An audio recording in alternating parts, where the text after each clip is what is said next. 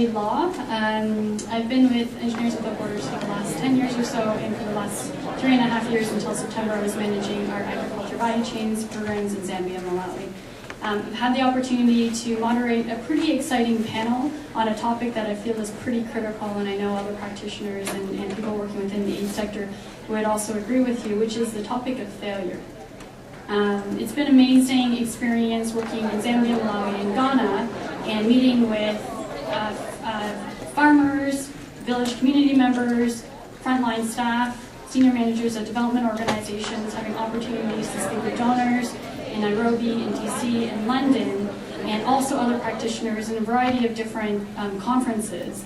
And what really struck me when I had these opportunities to talk to different people was that there was this common understanding and recognition that while there are successes that projects have been able to achieve, there are also a lot of failures.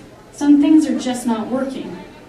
And what was also very apparent to me in these conversations was everybody knew about it, but nobody was really willing to talk about it. And why? If you were with us on Thursday morning, we had Tim Broadhead, who started the conference for more of an internal day, but he made a very obvious comment, which said, for EWB, we've just celebrated 10 years and we're going to look forward to another decade. And in these next 10 decades, we need to really recognize and admit that the aid paradigm is dead. Let's bury it. There's been a vehicle that has been able to make some contribution, but to the large part, it's not being effective enough to help us achieve the results and outcomes that we're aiming for. So what are we going to do? When are we going to admit it? And until we can admit it, how can we move our work and our effectiveness forward? That's the topic of the panel today.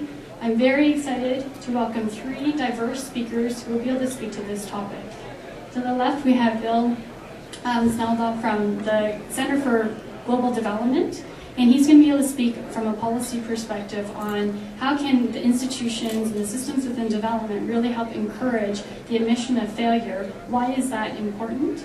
And how can we collectively as a sector pull it together to embrace it, and more importantly, how can we use that to learn and improve? To the right of Bill, we have Dr. Salih Kariba, who's joined us all the way from Accra today, just to help us contribute to the conversation that the conference is hoping to achieve. He's the Executive Director for the Institute for Policy Alternatives in Ghana. And he's also going to talk to a similar perspective. And it was interesting, over lunch, we were talking about what he was going to say today, and he made the comment, he's like, well, you know, from a donor and policy perspective, we can talk and embrace failures, but I don't hear a lot about failures. It's hard for people to talk about. And it's hard for us to hear about the failures on the ground. So then we also have Scott Gilmore, who's the Executive Director and the co-founder of Peace Dividend Trust, a really innovative organization that has been able to introduce new mechanisms for $8 to source and procure products and supplies from local communities. Great organization doing a lot of innovation, but has also faced a lot of failure. So we're hoping through that perspective from policy through to practitioners, we can really start painting a picture of why aid is important and how we can collectively create a safe place and environment for us to learn from them. So without any more delay, Bill?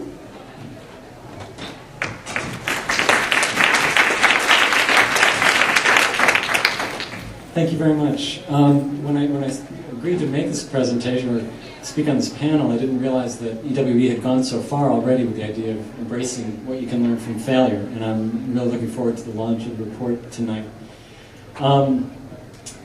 When I heard about this, I immediately thought about a conference. I used to work at the Inter-American Development Bank, and in 2000 we co-sponsored a conference in Costa Rica on health system reform and health policy. And I was working with somebody at the World Bank on this, and we were tired of conferences that kept talking about best practices. Because we just heard everything best practice, and people didn't seem to really learn from these best practices. One of the problems we felt was that often what's considered the best practice is the most untried thing.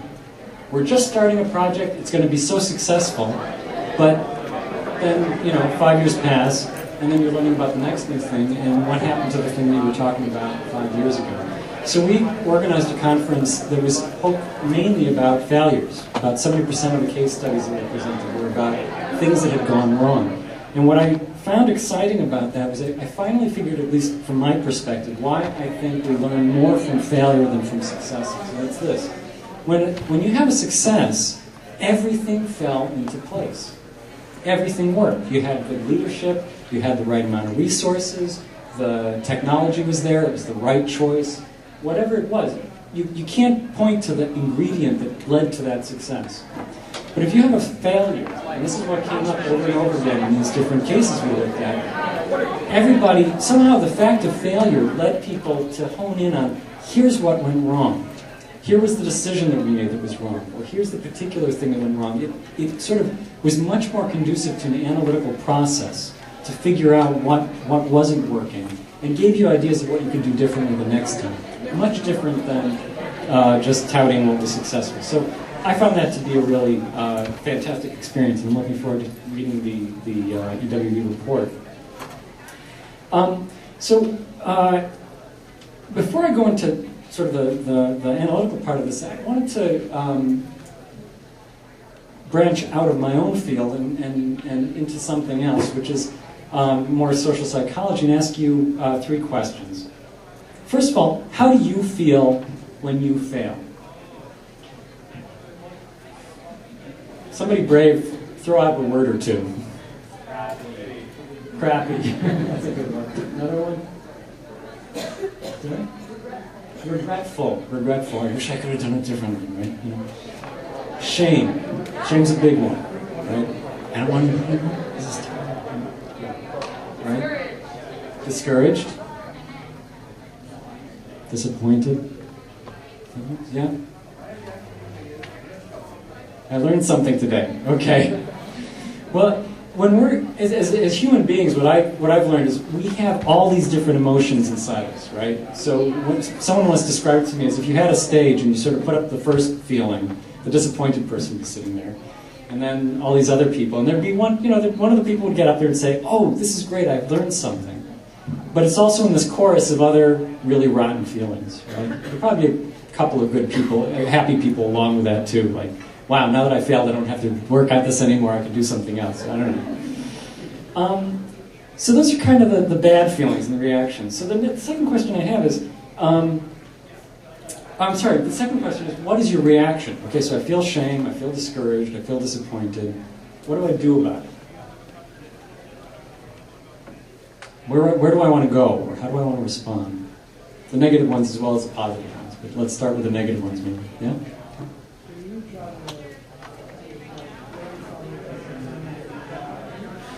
Mm-hmm. So the good side is learn from it, but there's also this little bit of denial. Yeah. Back there? Ignore it? Blame someone? Complain to somebody. Okay. Blame someone. Okay, so those are sort of like that confluence, and also around the shame thing, it's also hiding. If there's some way to either downplay it, or explain it away, or hide it, or something like that. So the last question is, if you were to respond positively, or what would you need around you to help you respond positively, to help you feel more in the direction of, I've learned something, or I want everybody else to know about this failure? What kind of things would help you then? Yeah. An environment, particularly from the funding side, that introduces that kind of behavior that encourages me to come out and say, we tried it, we gave it our best shot, and we failed. Mm-hmm. So you're emphasizing the funder, but basically an environment that says, hey, that's okay. Right? Other things? Yeah. I think part of that too is the consequences of failure can be negative or harsh if the failure can be negative. So you shouldn't be fired if you fail, or you at least learn something. Mm-hmm. So Yeah, I think the word harsh there is really interesting, because you want, if there's some consequence, it's okay, but if it's really harsh, the harsher the consequence, the more you're sort of trying to push it away. I thought, yeah. Inspirations. So if you have a boss who says, wow, that was a real failure, but boy, did we learn a lot. You're going to respond to that much more, in a very different way than if the answer is, your pay is getting cut by half next week, out of here, right? Okay, so we could go on about this, but this issue about the environment that gets set up is really, really critical. And I don't know about your experience, but my experience is that my first job made a huge difference to how I work as a professional and think as a professional, to what I think of as integrity, to what I think of as whether I can make mistakes or not. And I think that that's a place, and as I say, this is outside of my expertise, but if you ask me the one ingredient you could make to get people to care about failure and learn from it, it would be setting up that kind of an environment. And in terms of the question that was posed to me, in terms of how could agencies and how does a system could set up a policy that's more conducive to learning from failure, the funders' side is a really big question. For aid agencies in particular, they are called before parliaments and before congresses to say how their money was used. And what happens, I find, is that they're in a situation where their aid agencies and donors are actually in what's more like a venture capital environment. You're going into a situation which is very chaotic, very complex, lots of ideas about what might or might not work, and you're not going to get 90% success. If you get 10% success, it would be great. And yet, they're in a situation in which they're called to account by their governments, by taxpayer representatives who are saying, wait a minute, you wasted 90% of the taxpayers' money? And so the way that that thing is framed to the Congresses and the parliaments, I think, is really, really critical to whether an aid agency or a grant institution or anybody trying to provide money for development can represent their failures in a way that's saying, we're in a process of learning with the partners in these countries, we're trying to find information that we can share, we can learn from this, and make that case. Very difficult to do. And I'm going to talk a little bit about one way that might work in that. Before I do, though, I want to say, I'm going to be talking about aid agencies and aid effectiveness because that's my area, it's what I know about. But the core of learning is in the countries themselves. It doesn't really matter if USAID, Canadian CEDA, DFID found out the greatest way to provide water and sustainable water systems. If Zimbabwe and Zambia and Malawi and Brazil and Honduras, if they're doing the learning in their countries, that's where it really matters. What the aid agencies can do is have a portfolio of projects and share that information across countries and hopefully help them learn faster. But the real learning, in every sense of that word, is happening in the countries. That's what development is about. And I just wanted to make sure I didn't pass that over. What I'm talking about is almost a more minor issue, which is how can we get the aid system to be more effective at learning from failure. So here's my point about aid agencies, is that most aid projects disperse dollars against planned activities. There's a sort of log frame process. This is what we want to achieve. Here are the activities to do it. And then we're going to disperse the money against the activities that will get us there. And there is some mention of the outcomes. And then you don't want to put a lot of money in measurement of something that already somebody else is measuring. Maybe WHO has the health indicators and UNESCO can give us the education indicators. And what happens is the project can disperse all its money against all the activities. And it's a successful project. We said we're going to do these 10 activities, we accomplished them all, the money went out, everybody's happy, right? Was this a successful project? What's the answer? We don't know. Because then you find out that the WHO data is actually extrapolated from several different countries, or the UNESCO data is based on administrative data that's very weak. So what happens is to ask yourself what would happen in the opposite direction. What if the project were paying only for the outcomes, only for the number of kids who finished school? We're going to give $200 for every child who reaches the final year of primary school and takes a standardized test. Or we're going to pay for $200 for every child who survives stage 5. We're not going to ask the country what activities it's spending the money on. They get to choose. They get to ask what, for the kind of technical assistance they want, they get to do it however they want, and then the payment comes in just against the outcomes. this reverses the equation. And what it does is it allows two things to happen. One is you have to invest in actually finding out what happened. And you'll never know if you've got a failure or a success if you haven't really measured what you were aiming for at the end. The second thing it does is by paying for the outcomes, you're, sorry, I'm losing track here. Let's just leave it at that. You actually have to measure the outcomes, and that's how you learn whether you failed or not. So at CGD, we actually, Owen Barter and Nancy Birdsall had worked on this idea, and I came in and published a book with Nancy Birdsall this last March called Cash on Delivery Aid. And what's important to me about what we proposed there, it'd be great if some aid agencies would adopt it, but it's more the kind of thinking that gets unleashed when you start reversing this equation of measuring your progress against having dispersed the money, which is what the parliamentarians are asking. Did you spend the money? Did it actually get on the activities you wanted? But if you're actually paying for the number of kids who completed school, and you could have them hold you accountable for, did the money go out only for places where the kids actually got through school? You've created an opportunity to be measuring what you really care about, and then to really learn what the failures and successes are. And if there's a failure in that system, the aid agency hasn't paid out the money. It can say, we helped this country, we looked at what they were doing, they didn't achieve the outcome, this is what we learned from it, and this is what we're sharing with other countries about that experience. I think I'll stop there. Thank you for your time.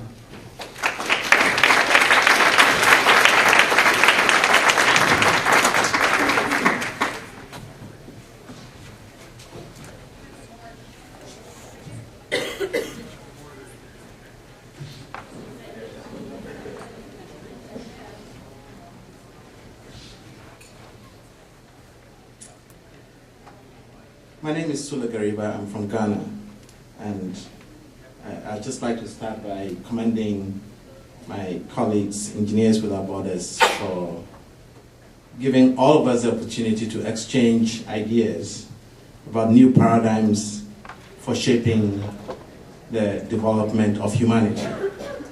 And until I came to this conference, I thought Engineers Without Borders was just a couple of colleagues who hide in the back room of our offices, and they're always making jokes about engineering.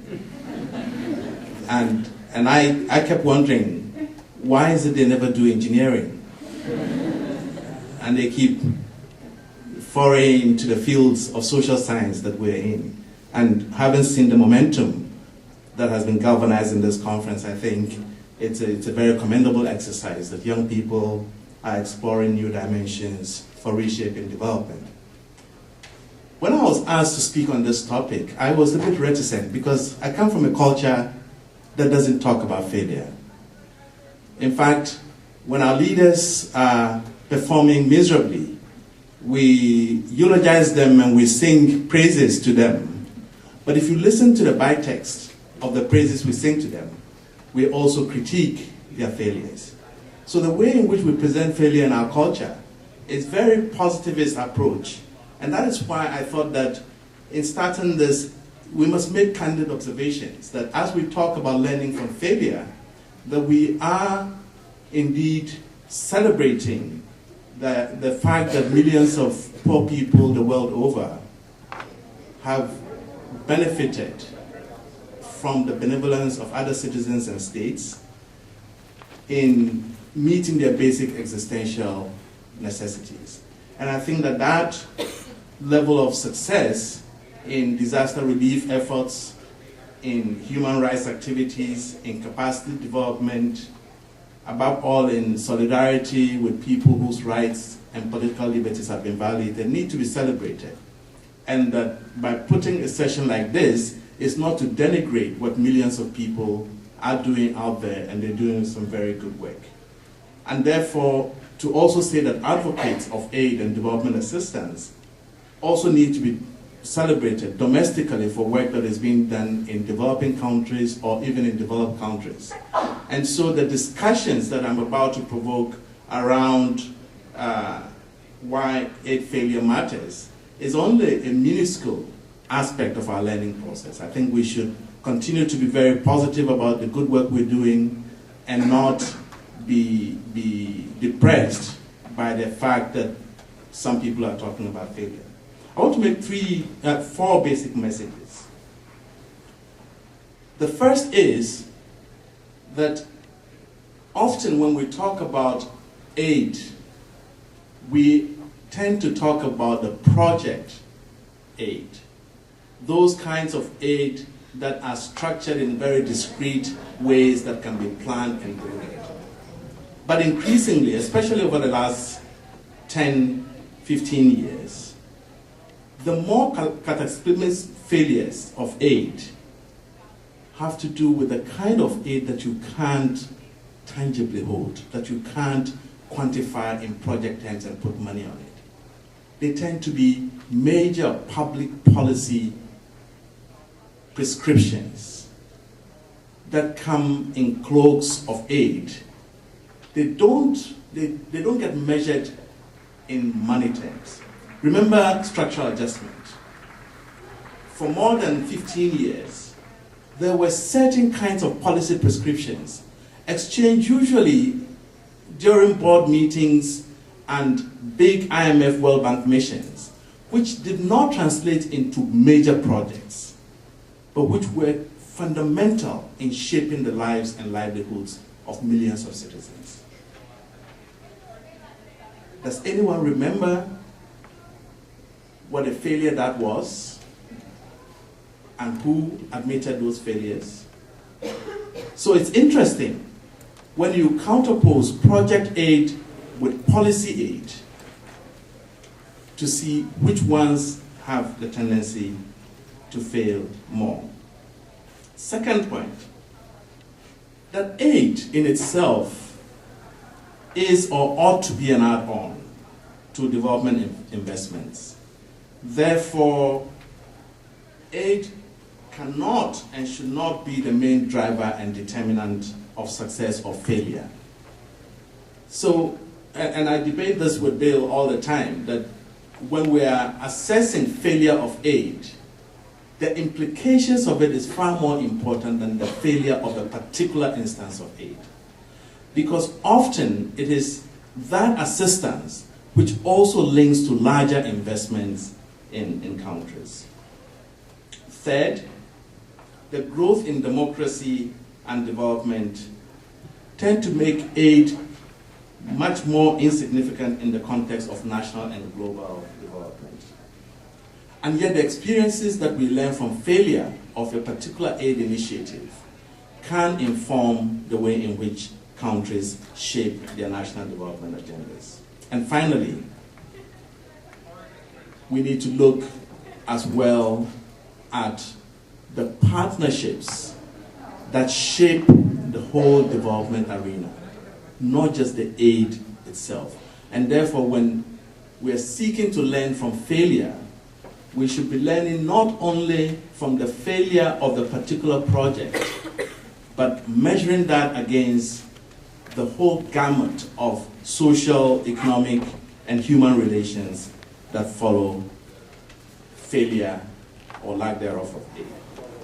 Let me go out to talk about three things related to why failure in aid matters. The first one is the accountability for policy failures. Project failures, you can hold people easily accountable. You can easily go and find the project implementer. Some extension workers out there in the field may be blamed for squandering resources or for corruption and other things. But accountability for policy failures is a critical set of issues that we need to examine much more closely, because when those policy failures occur, it is very, very difficult to pinpoint where those failures have occurred. In fact, when World Bank policy failure occurs, what you tend to find is they just get replaced by larger studies and much bigger publications with a lot of cross-referencing, but never an admission. And because of that, scrutinizing the sources of that failure matters for the way in which we might do corrective actions. How can we increase accountability and learning for failure?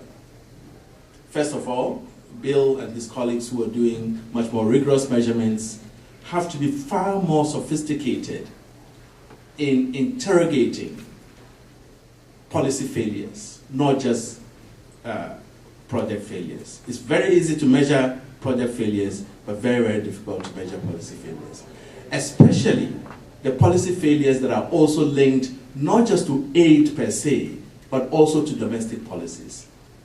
For instance, there can be a very good agricultural project which is judged to have failed, but that failure may be related more to the things that happen behind the scenes in the domestic agricultural policies of the countries promoting that project than it is of the actual project failure. So you can improve rice production in Africa, but if there's so much subsidy on rice that is imported and then enforced as a result of trade liberalization on many countries, those projects can fail because they might actually diminish the earnings of the farmers. But the project itself did not fail.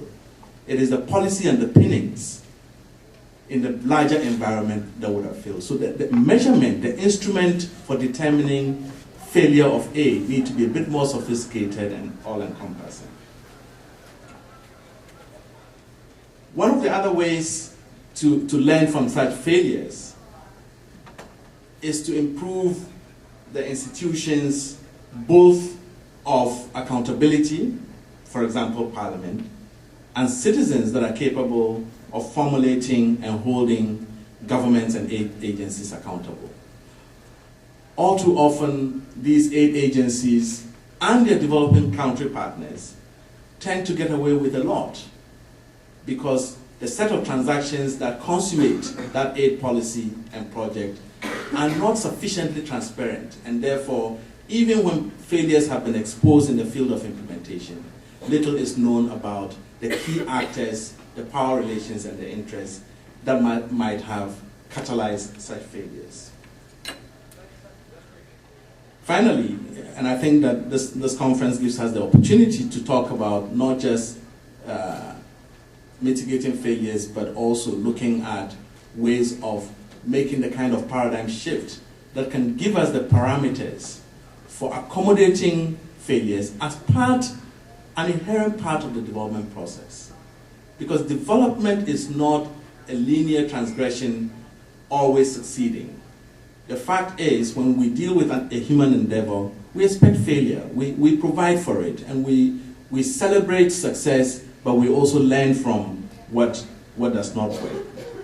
What may make a particular development assistance intervention fail may relate to so many other confounding factors, and it is creating a platform of learning, sometimes in local African context, storytelling, song and dance, that can actually reveal some of the more subtle processes of failure.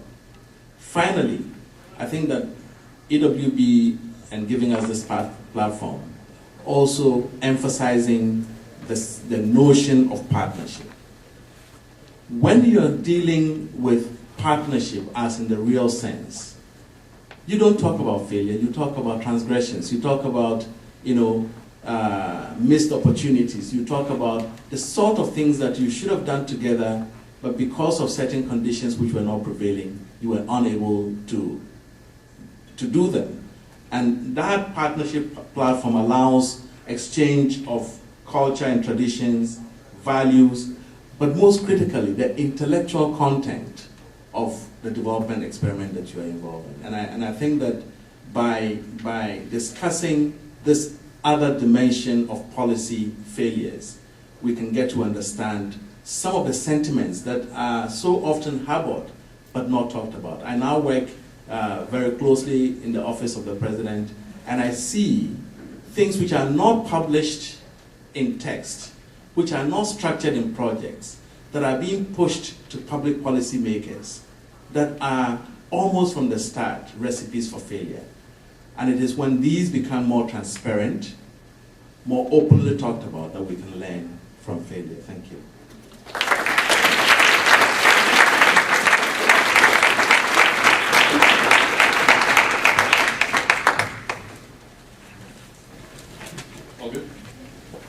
Hi, I'm Scott Gilmore. I'm delighted to be here. To talk about personal failure right off the bat, though, I typically fail to read the entire email when I get it. And the EWB email, I think it's the bottom, and I actually didn't realize until about an hour ago I was supposed to give a 15-minute talk. I thought I was just going to be sitting on a panel taking questions. So this is very ad hoc. I also... I was also told this was supposed to be a TED-style talk. How many of you here have watched a TED talk on the dam? Well, then you know that the TED Talks have typically four components, no matter who's giving it. They start with a funny anecdote. They use that to illustrate some sort of overarching set of general principles, and then they argue that these principles can change something important. And then they always wrap up with some sort of emotional call for action that leaves everyone tearing up and feeling good about themselves. So I'm going to try to hit all four of those. Just to back up, PDT, the charity that I am executive director for, we're based in New York, we started in Canada, and our mandate is to find, test, and implement new ideas for making aid and peacekeeping more effective. So we're all about failure. It's our bread and butter. And the title of this ad hoc talk is going to be The Power of Failing Well. First of all, the funny anecdote. I used to work for the United Nations in peacekeeping capacity. And the mission was a disaster. Even by UN standards, it was a horrible mission. And we used to have something there called the Quick Impacts Project, which was neither quick and almost had no impact whatsoever. It was supposed to push money out the door into the local economy very quickly in the early days of the mission to create jobs and grow the economy, because even the most backwards UN administrator recognizes that there's a direct correlation between economic growth, jobs, and stability. But that wasn't happening. And everyone knew that while the budget of the mission was larger than the economy of the country we were in, and everybody knew that none of that money was entering the economy, nobody was talking about it. We all would admit it to each other, but you could never find an official document or a speech or even in a meeting where someone would accept this massive, spectacular failure. And what we managed to do as an organization, quite unexpectedly, is that we managed to convince the UN to allow us to see if we could document this failure. And they agreed. I think they probably thought we couldn't do it, or they weren't paying attention. You know, how the big bureaucracy like that, sometimes somebody approves something at a low level and nobody really realizes what it was actually going to do.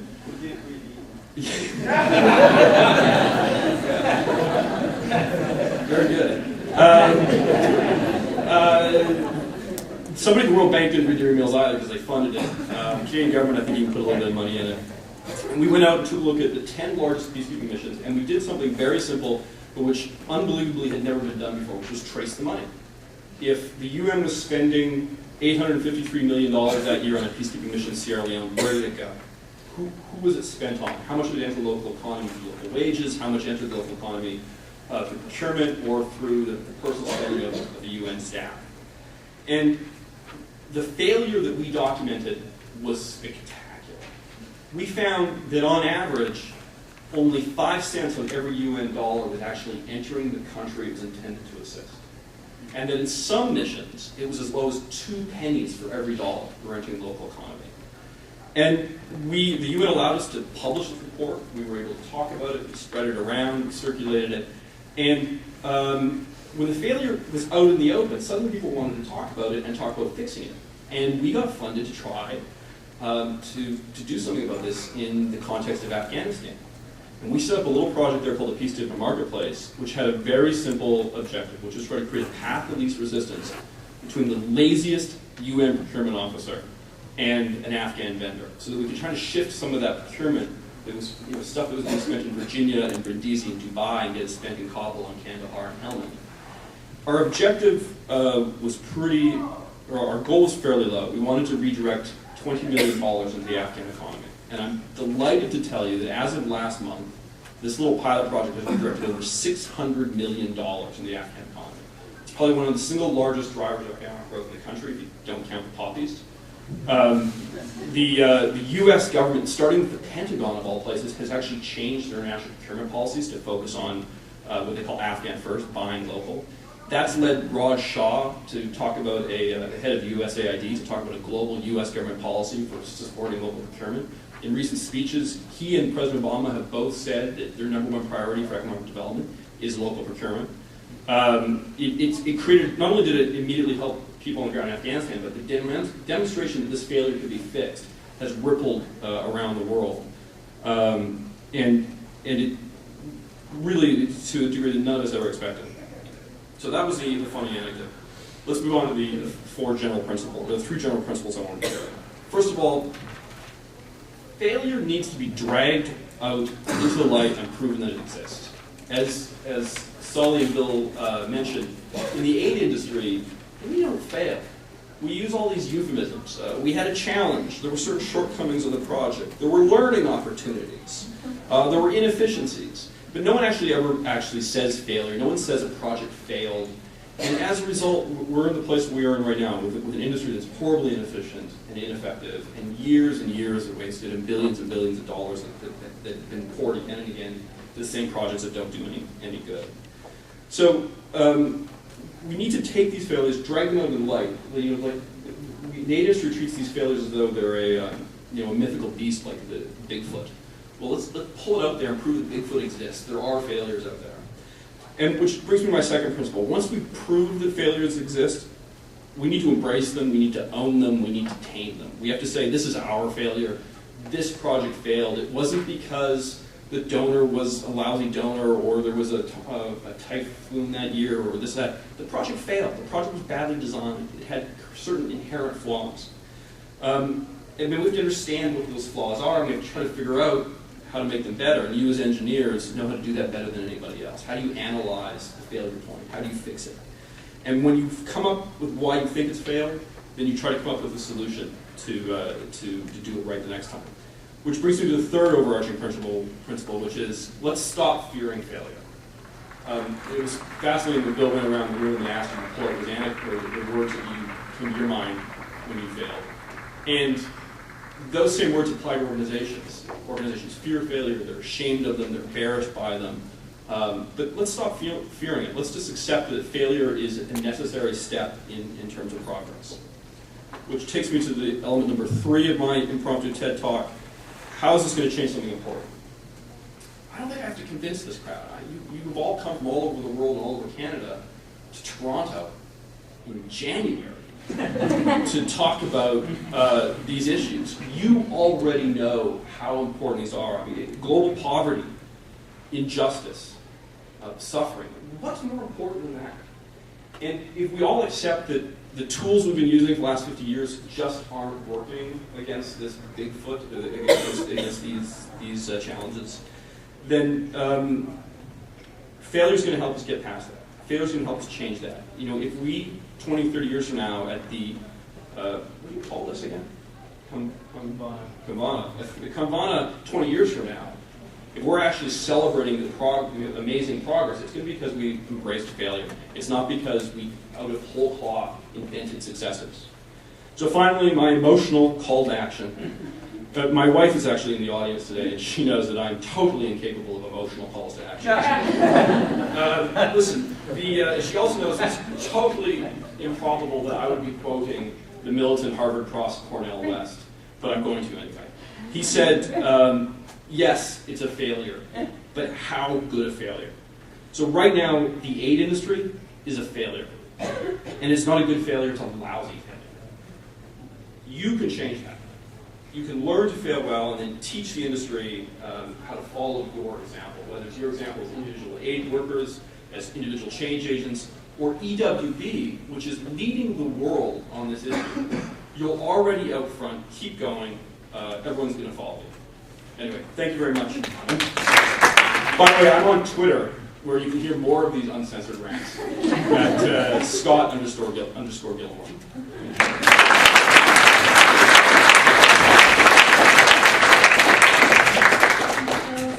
Scott, for for some three very interesting perspectives. From Bill, we heard it was a fascinating process to go around and just connect on a very individual level. That failure is such a personal thing, and sometimes it's that emotional reaction that we get, that thing that we started the conference with today that can sometimes hold us back. So thank you for doing that, and also for sharing a couple new paradigms from which, from a policy level, we can rethink how a system can ensure learning or kind of encourage learning.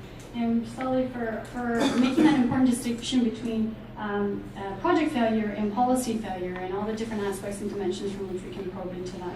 And Scott, for your impromptu TED Talk, but also from some very interesting kind of process to walk through, and just to kind of say it's okay, and actually it can result in some fairly amazing change if possible.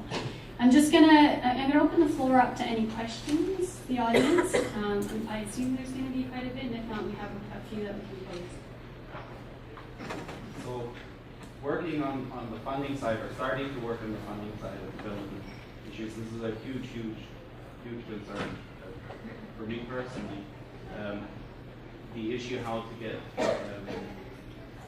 organizations that operate locally to share their knowledge and share their failures. And there are some things that I can definitely see. I think we, as funders, have definitely a role to play, probably an important role, by just encouraging in the first place that failure is okay. But we talk about changing the environment, and some of you seem to have put a lot of thought into this, and I'm still having a lot of trouble understanding how the environment can reasonably change and give people a completely different set of incentives, and give people access to failures and access to all this knowledge. There is something that I can see you can do on the funding side, but it's not a very big role. And there would seem to be a lot of things that need to fall into place for failures to be shared between NGOs effectively. So I'm wondering, just where do we go from here? If everybody agrees on the issue, where do we go from here? What ideas are out there, and what can be done to really stimulate this environment that you seem to be envisioning? Good job passing it off to the moderator. I'm going to actually, feel free to send one. I'm going to actually throw it to the panel. Well, watch the space. EWP is making an announcement this evening at 6 p.m. I think. Which is going to talk about some concrete steps that they're proposing for that, which we support.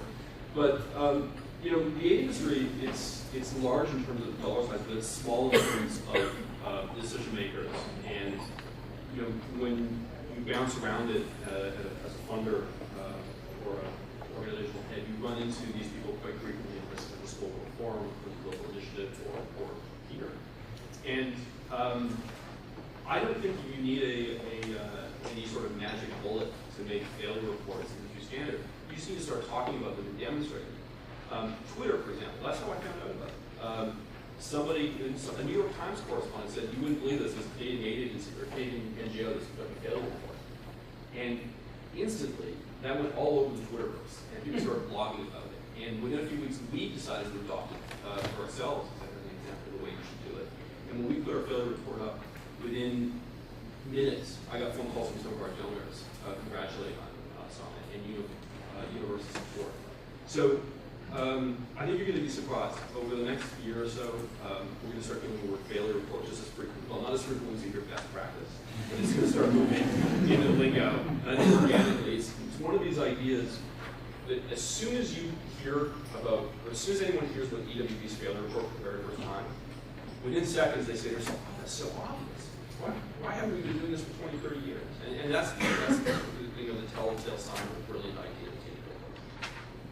Something that's going to become best practice. and I think that, from a developing country perspective, guess what is one of the most popular soap operas in Canada these days? It is the failure report that is nationally televised, the Auditor General's report. And it's so amazing. I mean, ask every Ghanaian, they stop work and they show these reports nationally, and they invite people who have failed, as reported in the Auditor General's report. And they invite them to Parliament, and it's nationally known. So the more you talk about it, the more exciting people start to see what actually happens. When you popularize it into the public domain, and you get citizens actually interrogating sources for failure. And up until then, we never knew that these reports contain some pretty revealing failures of public policy. This may not, hopefully we can urge the Auditor General to extend it to 8 projects, and then I can imagine we have a common Canadian I preached to Ghana here, and I wonder what we would have thought if any of the Canadian projects was subjected to this kind of observation. So I want to echo Scott's point. I think it's one of these things that's like a taboo, and once it's broken, or the story of the emperor's clothes. And I've seen that happen in a number of different things over the years. And so I think this is really a case which might go viral. And that's one thing. But if it doesn't take off right away, the people who I think can do the most for it are private foundations, because they have endowments. And as Smith Seaman said from the Hewlett Foundation, we have patient money. We can invest in something that's risky, take our time. We don't have to answer to the taxpayers. We don't have to answer to shareholders. We don't have to look for funding. And so I think that that's the one group in this whole sort of complex of actors that really can say, we support our own failure reports, and we support it for our great teams. And the aid agencies and the official public agencies are going to be the last ones to do it. They're structurally, politically, institutionally much less able to take on those kinds of risks. But if that becomes a norm among NGOs and among foundations and stuff, then it becomes easier for them to take it on as well. So maybe I can just follow up with a question. You were saying that right after you released your failure report, some of your donors called up and congratulated you. Yep. Now what's, just to follow up with the gentleman's question, because it sounds like it's from a donor perspective and it's looking at, and Bill, you may mention the difference between the public and the private side. What is the characteristics or what are the differences between donors who would call you up and congratulate you and then those who may not, and those who will in fact reprimand or punish the failures? Well, Bill hit the nail on the head. It was for private donors, Silicon Valley, that was the very first colleague, who is funding us to work in Africa, and very consciously in giving us the grant for it, once said, we want you to push the envelope on what you're testing, because we're happy to have you fail so we can all learn from this. And so they were right in there. But then since then, it's interesting, I've had, none of the government donors have so you should like start paying attention to us. They probably have read it.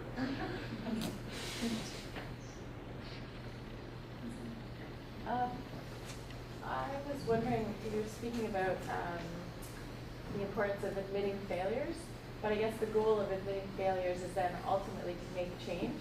And I'm wondering to what extent you think having things like failure reports are different than having end of project reports where you write up recommendations, and a lot of the time those recommendations kind of go nowhere or sit on a shelf.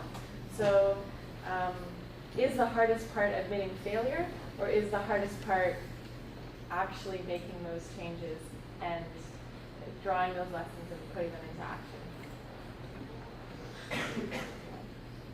I wouldn't look at it that way.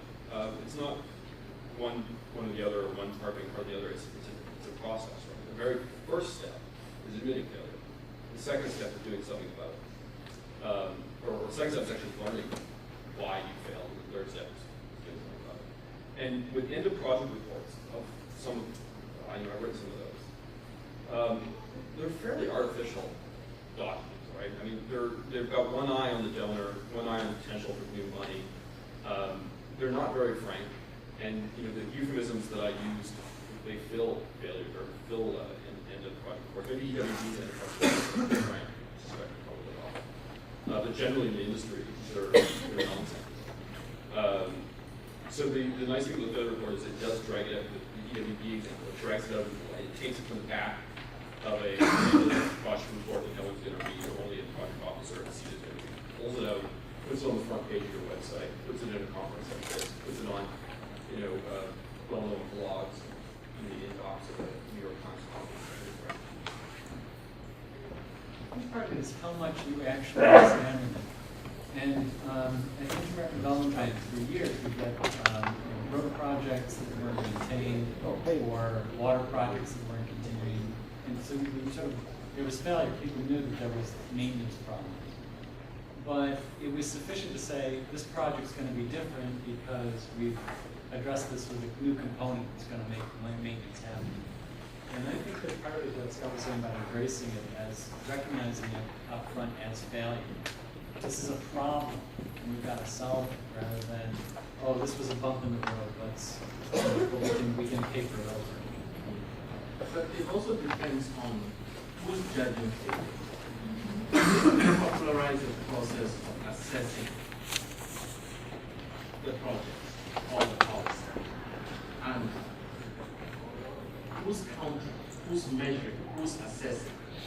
And the whole failure syndrome is articulated by the majority of citizens for whom impact will felt on. Then part of the process unfolds that whole process of assessing failure or success gets internalized, and that the key stakeholders themselves are in a position to negotiate the reform agenda. In work that we've done with a number of parliaments, we've assisted those parliaments to actually engage citizens in assessing projects and policies. And when they have come to the conclusion that their constituents have an overwhelming view that something hasn't worked, they have interrogated possibilities of reform. So by the time the report is actually published, you've already negotiated a reform. It is not some specialist who's coming to make a pronouncement or judgment. There are instances where specialist measurement is necessary over a period of time. But in many instances of public policy failures, your process of engaging citizens to determine that failure is half the story of the possibility of reform. But it is just embedded in the recommendation by the specialists, the possibility of reform is tends to be quite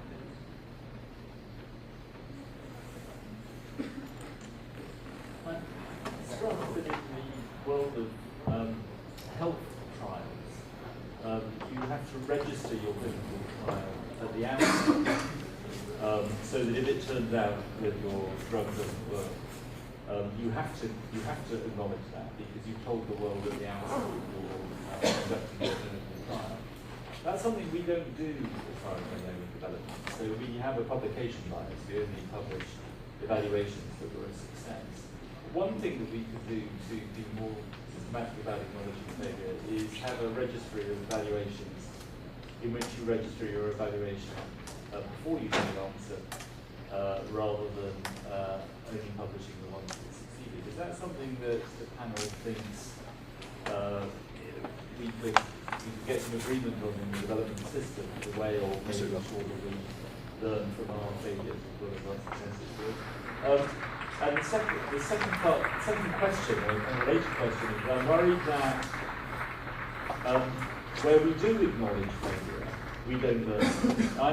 For me, the problem is not that we don't acknowledge failure often enough in development. For me, the problem is that we just say everything about it. And I'm thinking in particular of a succession of evaluation reports on the failure of donor efforts to do capacity building. All these reports agree that capacity building is extremely important. And right back to the 1960s, we've had evaluation reports saying the way we do it is garbage, it doesn't work. And these are very systematic, thorough studies. The World Bank Evaluation Group, the IMF Evaluation Group, UNDP, all have produced mega studies showing that what we do is rubbish, and we're still spending a quarter of global aid on a mechanism that doesn't work. So the problem there doesn't seem to be that we're not acknowledging failure. Anybody who wants to read these reports can read them. We just don't do anything about it.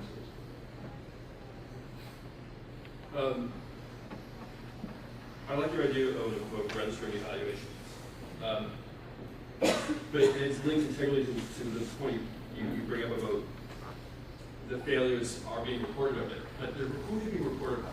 Take that example of the passability process. Yeah, anybody who works in A knows these don't work. And World Bank, like you say, and others have documented how they don't work.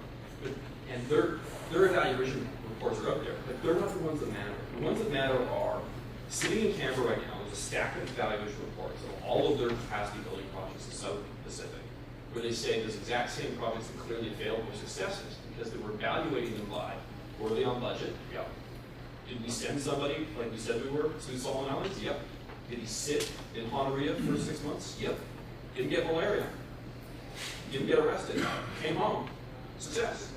And this brings me to Sully's point that it matters what you're measuring as a success or failure and who's measuring. In the eyes of the Abase, those were all successes. In the eyes of the Solomon Islands government, it was a total failure. So I would be perfectly happy to have a registration of evaluations up there. But we would have to say, right, that who's doing the evaluations? Are they objective metrics-based evaluations or subjective process-based evaluations? And who's doing them? And then I think we get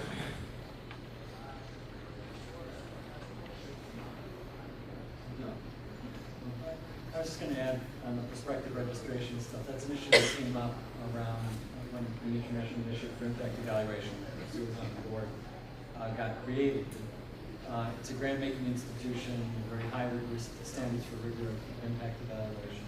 And so anything that they're financing is publicly known. So those won't have publication biases, so the depositors will be more likely to do it. And part of the idea behind that is to sort of push in a viral direction that other organizations should also know this kind of prospective registration evaluation studies, a public database thing. So I think you'll see more of that coming up in the next couple of years. I think it's a very important part. And on the, we don't do anything about it, I concur. Definitely is a big part of the line to crack. Are there, just as a process, are there any practitioners out there that kind of are part of that process of knowing that the failure exists, but how do you actually start learning something? You might want to just comment. Well, I lived in Rome for international legal practice speak up. So I wrote a lot of donor agreements, and we do monitoring evaluation. We come back, we get the projects, we look at the project, we determine outcomes, for our partners, and if they don't meet those, we'll get them out again. But my issue is who measures these, and what failures, and so we go to another grant and we say, okay, we're going to put this now in. We're going to make them have this outcome for the next grant for another country. But they're top down. They're still top down. So how do you make and outcomes that some of them are not measurable? Policy, government, labor law. How do you measure these in a grant or outcomes or outputs? So I'm just wondering what is the discourse happening in different policy division around this? Because now we have most major donors have a monitoring evaluation unit, and that information gets taken back, and hopefully that gets associated to units. So I was wondering how we're going to put their bottom line into that. There are complexities. Bill referred to this new organization, IIIE. The complexities came to a head when we introduced a window that said, now who's asking the questions, not even who's measuring. We turned the scales and said to developing countries, please ask the questions that are nagging you about the success or failure of development interventions. And I think about 12 or 15 of them asked what they thought were brilliant questions. We went out to try and find who will come and assist in measuring, in answering those questions. And guess what? For the first time, IIIE was undersubscribed. They said the questions were not clear enough. They were not measurable enough. They dealt with rights. They dealt with the things that were not, that you could not measure. And then it became apparent to us that there needs to be a much more informed discourse between those who are asking the questions, i.e. commissioning the assessment, and those who are actually engaged in measuring them. It's so easy when you have a donor agency. The donor agency can ask questions, even prescribe rules on engagement and how they're measured. But when the scale is turned around, and the participants in the development process now have to ask the questions, those who have the perfect tools for measuring are found wanting. And it's still a dilemma. And so if we're going to reform the agenda and benefit from failures, then we must get a different paradigm in which those who are engaged in the development process and those who are engaged in funding are speaking from the same rule book and are able to understand mutual capacities for doing that assessment. I think that's a really important point about when we were working the evaluation gap initiative, there was a lot of attention on budget support. And when I had started looking at the evaluation questions, I was concerned with teacher training. We've done a lot of projects at the IDB with teacher training. We didn't even know if they had any. And the budget support question was, the teacher training was something I could start thinking methods to get at. Budget support was like this whole morass. I don't know how I would evaluate it. And what came to me after working on a lot of when these kinds of questions come up that aren't as, they don't have large end sample approaches to them, is that whenever you go into projects, people have a sense of success or failure. They'll talk about whether they think things are going well or poorly. And what's important to me isn't a specific method, but that you introduce some alternative source of information that can be a check on the priors of the people who are inside the system. It's not as sort of satisfying to me as somebody who works with household surveys and things to hear. There was an interesting presentation from Global Giving just previously, using stories that the girls on the soccer team were writing about how this program had affected their lives, and trying to extract from that what was going on. I'd be interested to hear what happened if you would take 60 girls who weren't in the soccer team and then compare them. But that's just another way of trying to get alternative information. And to me, the important thing is getting something outside your system, outside your agency, outside of the grantee, that checks and says, we think this is a failure. Oh my gosh, these people actually think it's great. Or, is this empowering women with their project? Is there some way to measure this other than the way we do?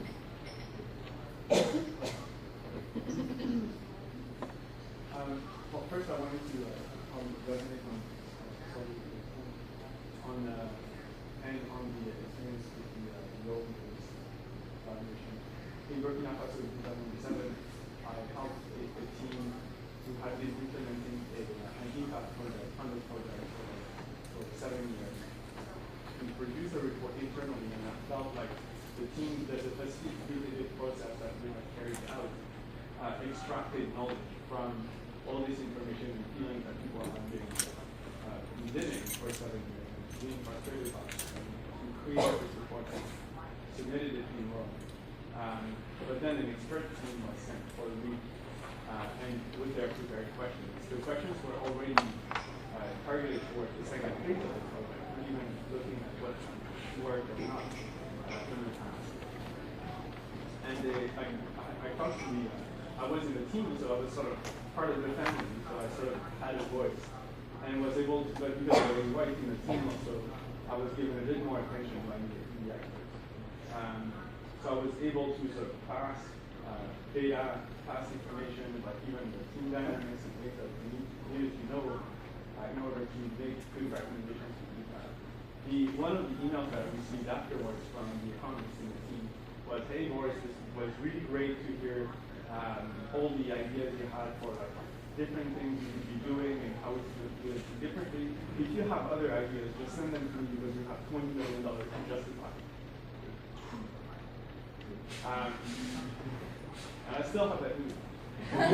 Of course, this shouldn't surprise you. No, This well, this was my first period of When you were talking about these Rome evaluations, my experience, you get this third-party independent evaluator. Well, guess what? He used to work for USAID, right? And he's evaluating Bearing Point, who he also used to work for, and who's going to work for down the road. And he's evaluating not the items that the Afghans or the Ghanaians want or care about. He's evaluating what the donor cares about. Was it on time? Was it on budget? Did we send out the right mix of men and women that we were legislatively obligated to? So, so just to narrow down on the point that you made, to me, it's like those new methods to collect information and make sense of that information are good, but I'm questioning the willingness for some of those donors. And when you were on the podium, Scott, you actually mentioned the fact that you had sent this email that hadn't been read, and that actually launched something of an evaluation of UN ways of spending money, and that you expressed surprise for the fact that it wasn't impossible.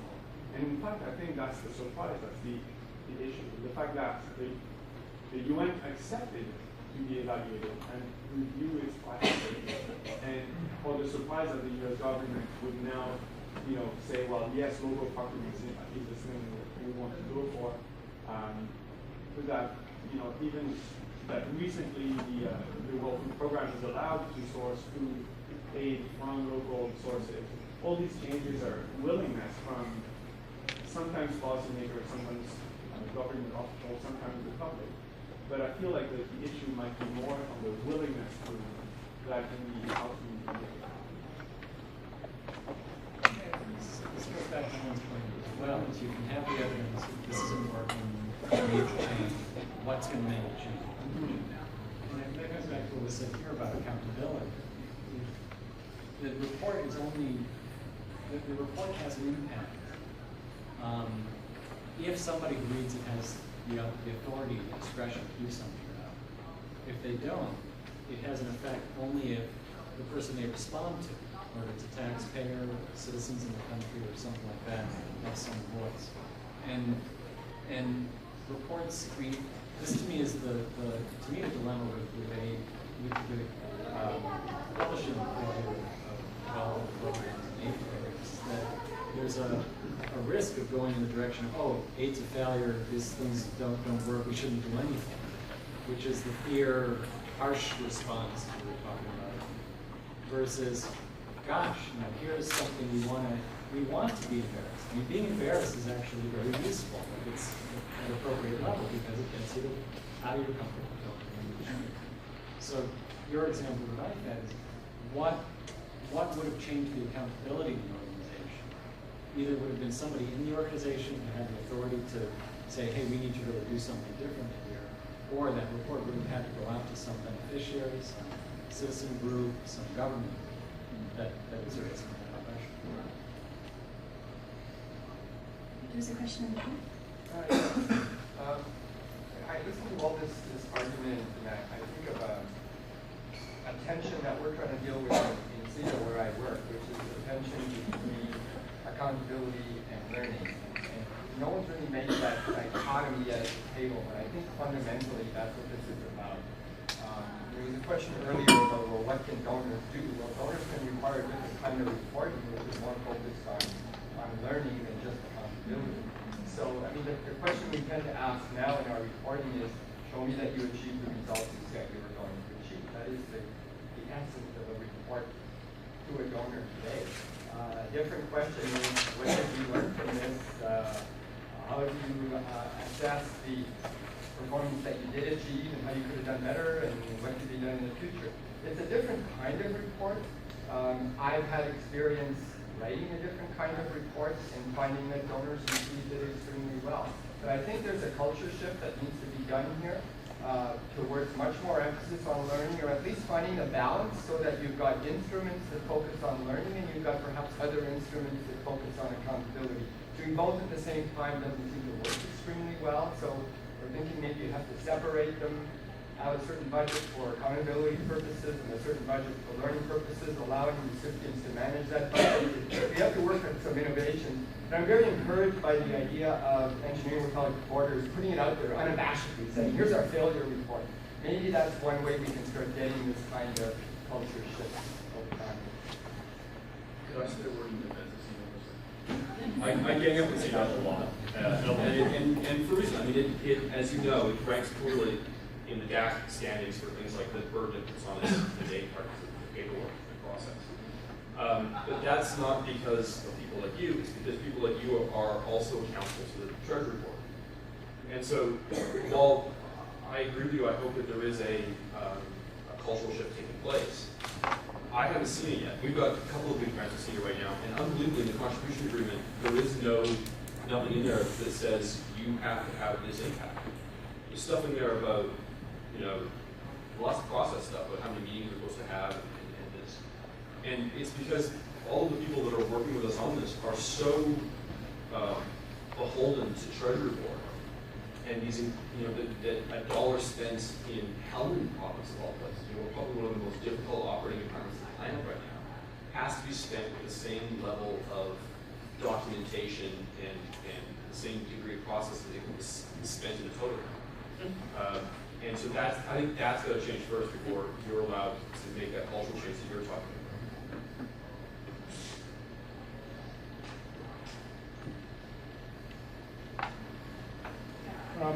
I'll bring a different spectrum on this discussion, but it's actually on the same topic. I grew up in a village in Kenya, and we have had a donor-sponsored school since 1980. Now, in beginning of 1980s, one donor came to build a school, he got the school, and it was wonderful for as long as it was there, when we left. A couple of years later, it closed down. A couple of years later, another donor organization came, built another school, 2 kilometers away. The same story happened. A couple of years later, another one came. So, since 80s to now, there's a donor-sponsored school in the village, but not the same donor. Now,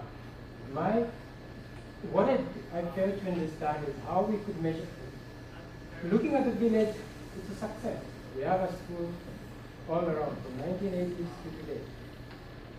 But it's not the same donor. The problem we are having is that it seems that there is either competition or some amongst the donors, or one is coming to cover for the other. So looking at the surface, it might be okay, but essentially, I do believe the first 3 donor organizations will fail. Well, I just want to hear what you say about that.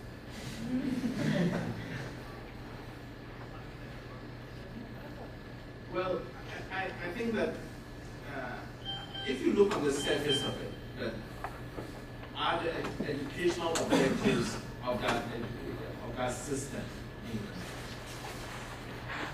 So at one level you might say, yeah, it's a success. But if you're looking at it from a sustainability factor, you know, how sustained are the benefits? That's where you could judge failure. So the question to ask is, with whom have they been doing these projects? Have they been standalone, or as in many countries, is it that it's the Ministry of Education that is constantly substituting one donor for another? It would be very hard for an educational project to be implemented without being located within the context of the larger educational system, especially for supply of books, for teachers, and whatever. So you might, on the face of it, see different donors. It may just be the funding modality that keeps the school going, but then the educational system, this is located within the overarching educational system. I wouldn't call it failure as such. It's just a way of accessing resources to keep the school system going. But if it's an independent, standalone school unconnected whatsoever to the educational system, then we would say that there are failures and lessons to be learned in how not to do an educational project. It's an interesting point that, so what I'm understanding that it's through the lens of whom is doing, the assessment is being done or against what outcomes Yes. it's being done. Yes. I think the gentleman was also talking about an element of competition or the relationship between donors. And I was wondering if the panel had anything to comment on the relationships between donors, and does that affect the willingness or the ability for failure to be more constructive? Yeah, it is pretty clubby. You know, there's no denying it. You rarely ever hear one donor bad mouthing another one, and you know they're very quick to defend why they had to pull out 5 years.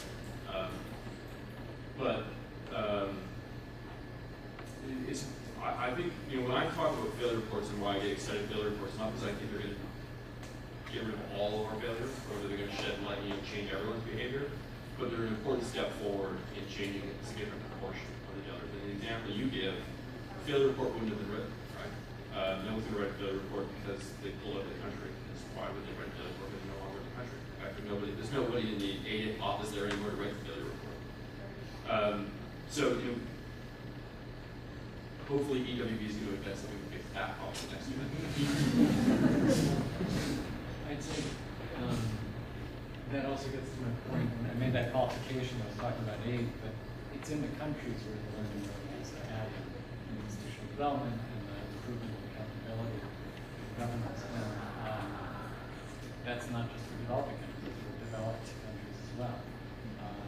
And so I think as Scott pointed out, that problem, failure report there would be from the ministry, from somebody caring about education in Canada who says, what's going on here? We're not going to maintain a school in this system in this village if we don't have donors, or how are we going to make sure the money's there or something like that? So it's another. And when the next donor shows up and says, hey, we're going to put a school in this village, and we go, oh, really? Well, what are you going to do differently than the previous one?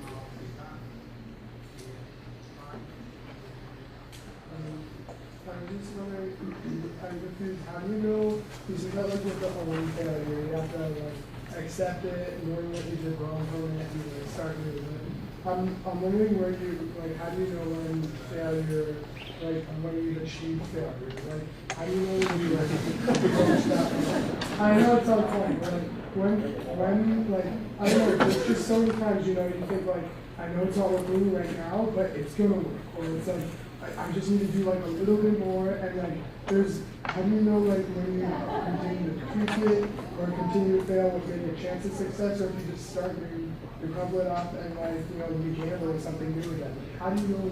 Like it's hard because you can start fresh, you can do so many things, but it's like how do you like you can own I'm sure there's some things like one thing you're like I failed, like that was a fail, but there's some things that you just can't say that right away.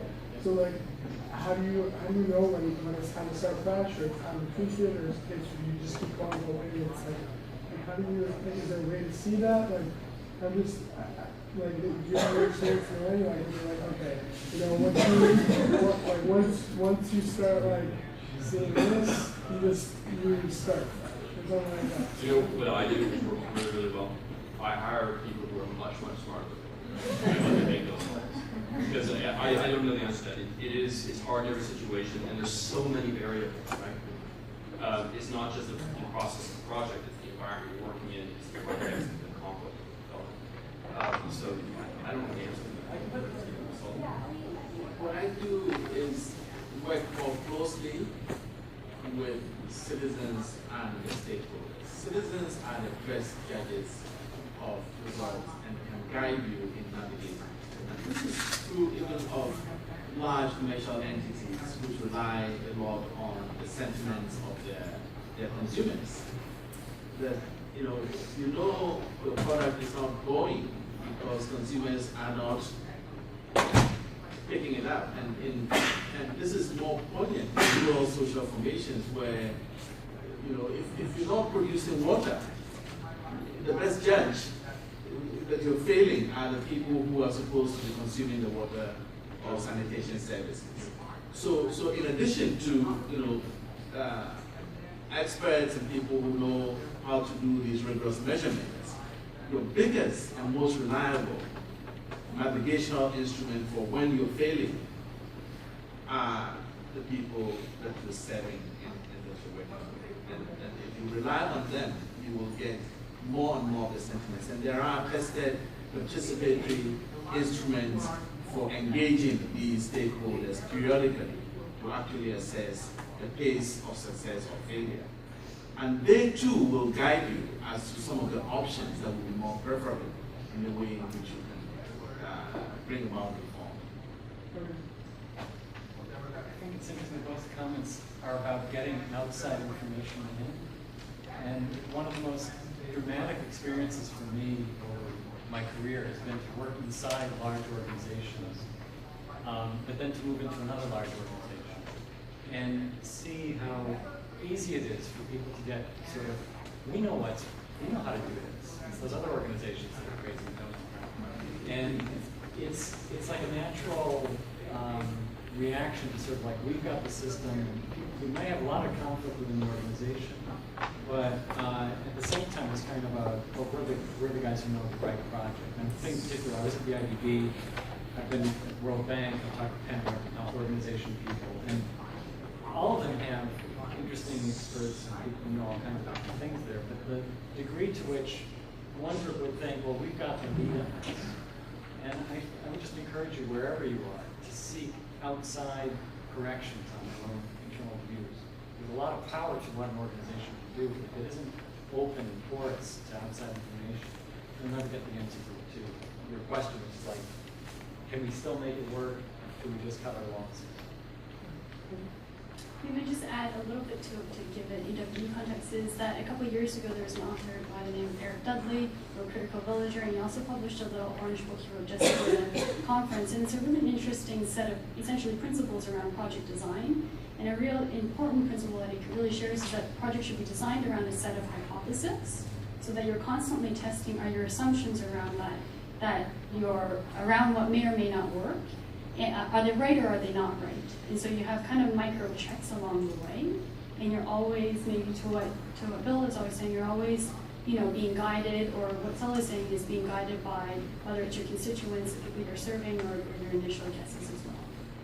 But that's also a little bit of a reference point for other people to go back to that document. There's some really good ideas in there around being able to do learning on a micro level and at an incremental level that may support us as we also admit larger failures.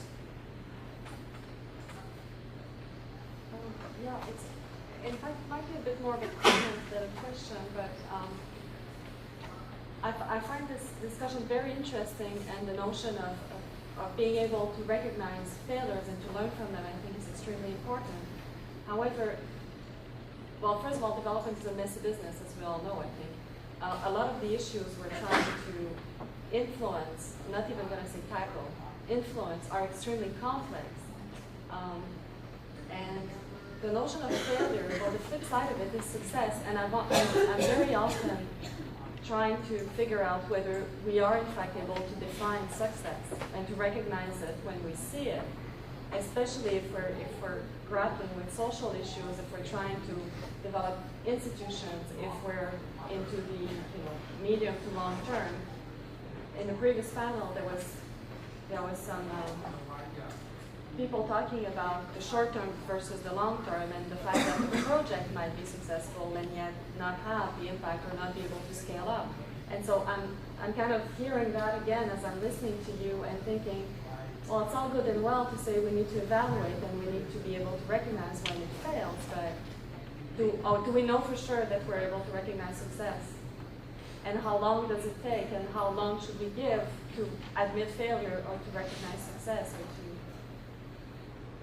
maybe it is a question.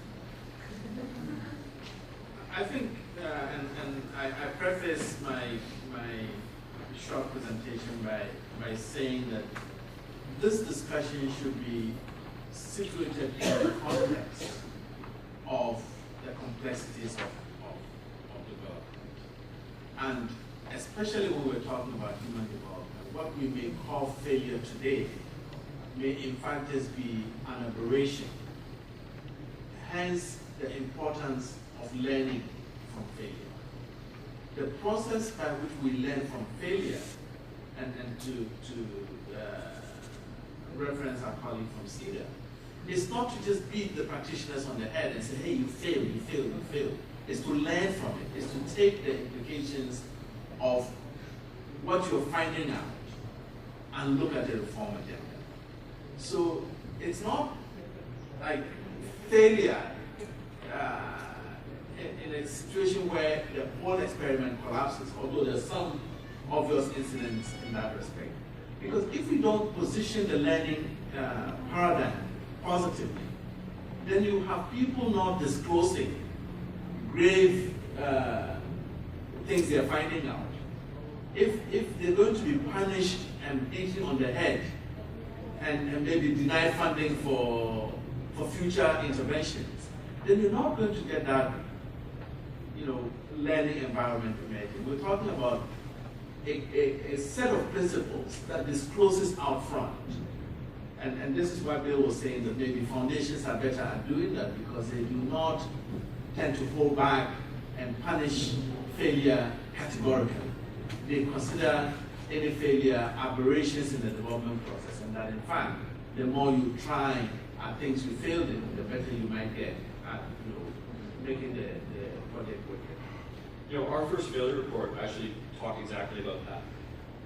I talked earlier about the Afghan project and the big numbers that came out with. One of the failures that we see in that is that we don't have the capacity to do the second level analysis of what type of money was that going to the economy. What was the Keynesian multiplier effect? How many jobs were created? How long do those jobs exist? We're starting to do a little bit of that, but we failed to do it. We failed to be able to actually analyze the project in a longer term method. And I would also add a comment that this DBWB's failure report innovation is only going to do so much. If you were to take all of the projects that are ongoing in the world right now and do on a spectrum from just absolute utter disasters to genuine short-term, long-term, constructive, inclusive successes, and you line them all up in some sort of omnipotent way, or omniscient way, the failure reports are able for us to pull out ones on this end of the spectrum, which are continually being refunded because nobody's actually going to bother stamping them failed right now. They're being called successes because, like I said, they were on budget, they were on time, and this is the way we do it.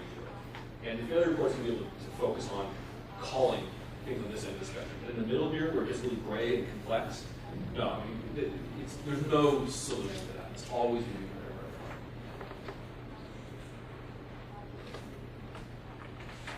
We have a couple more minutes, so I'm just going to take 2 more questions. Okay, so to get to my question, I'll just rewind the clock a little bit.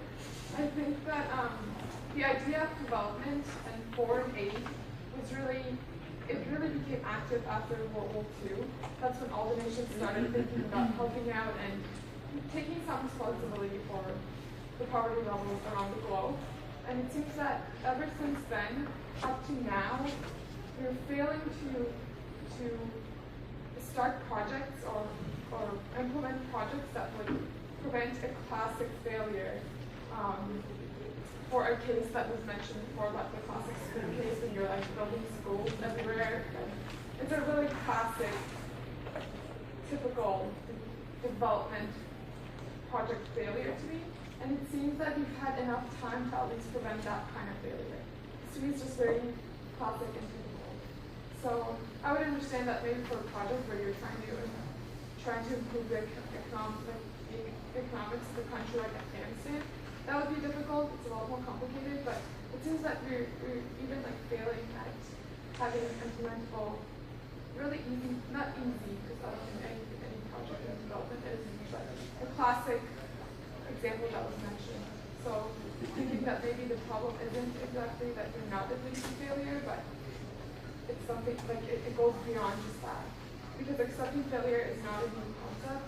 I think from the very first project that was ever implemented in the world of development, like if you fail at that first project, you always question yourself. So I think the questioning process and learning from your mistakes is not something that has just started. So why are we still failing even though like now it's like it's been a long time since we started this business. I don't know if that makes sense, but Is the question around, I guess, why are we still failing? Is that if I were to summarize? why are we still failing when it comes to projects that we should not be failing at, and projects that we've been. Because that school wasn't a failure in the eyes of people who take decisions. The donor that chose to build that school there, they set aside $1 million and a school got built. And for 5 successive budget cycles, they set aside $200,000 to run that school because that was in their strategic objectives. Then year 5, there was a change of government, and in Oslo, let's say, and they decided they were no longer going to be in Kenya. And so they pulled out and they reallocated their money to Tanzania, which, by the way, was also a success because they wanted to focus their funding, so they went from Kenya and Tanzania to just Kenya. So the decision maker never saw it as a failure. It was all serious successes that led to this school being there. Actually, they went to the neighboring. Neighbor district. I won't name, but I don't want to put the name in. Are there any Norwegians in the room today? Let's get it. But what's different with the EWB report is that this is a different person judging it as a success or failure. It's the implementer. He's being very, very frank and honest.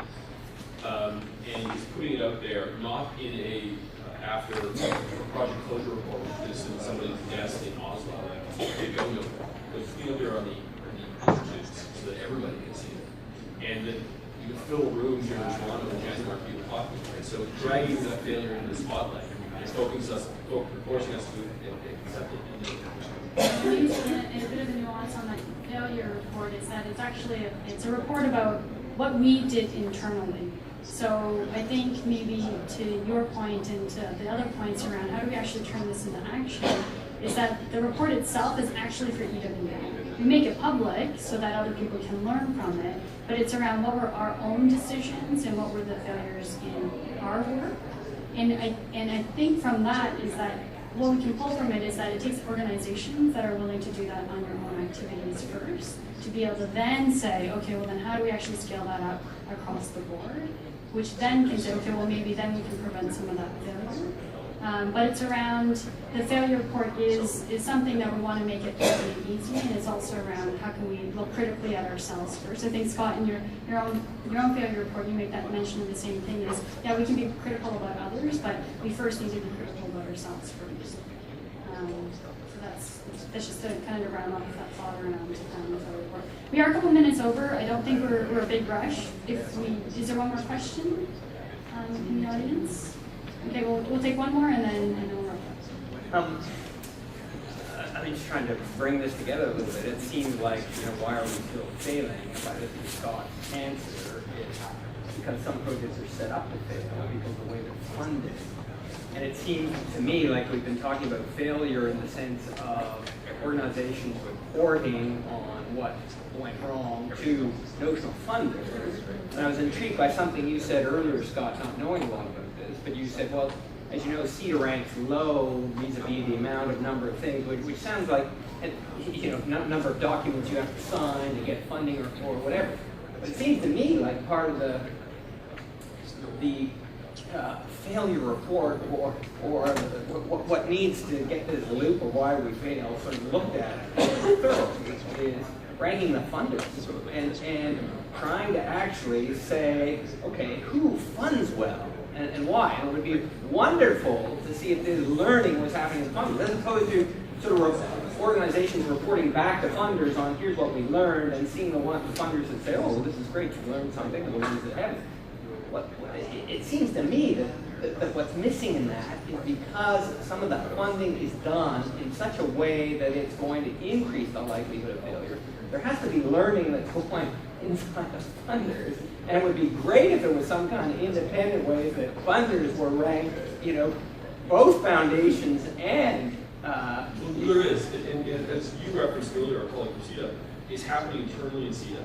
I've been drawn in as a partner, and others have been drawn into conversations with CETA, Minister's Office, to talk about what are we doing right, what are we doing wrong, how we face that's happening.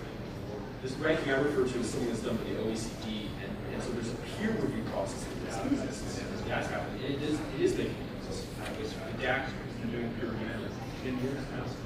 And there have been changes. People have moved on to those ranking. And then there's in the States, there's the Center for Global Development. I'm not sure if it's the Center for Global Development, Nancy Birdsall and Tony Carrasco issued what they call QUOTA, Quality of Development Aid Index. And so, just as they do the Women's Development Index, they started trying to collect information about the ranking. Aid agencies go there, development banks, and also some major foundations, and a whole series of them. And the recipients of aid's input into these rankings? Do the recipients of the aid give input into the rankings? And there's interesting debate taking place in the States right now about also ranking NGOs and how we do. It evolved from looking at just at overhead, which I always thought was absurd. It's like ranking, Apple iPods versus Microsoft MP3 players and how much we spend on rent and factors. And it's now shifted to take a look at actually the impact of NGOs. So why is debate? You know what? It's not happening here. It's happening in places like Palo Alto.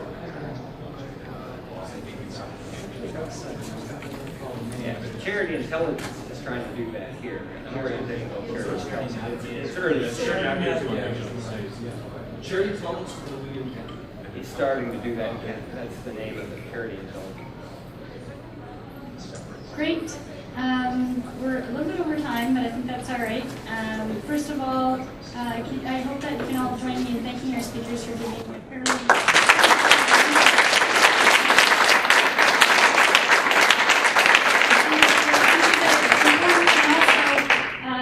Highlighting that admitting failures is the first step, and we got a lot of hard work ahead of us because it's certainly not going to be the solution. So thank you again for joining us.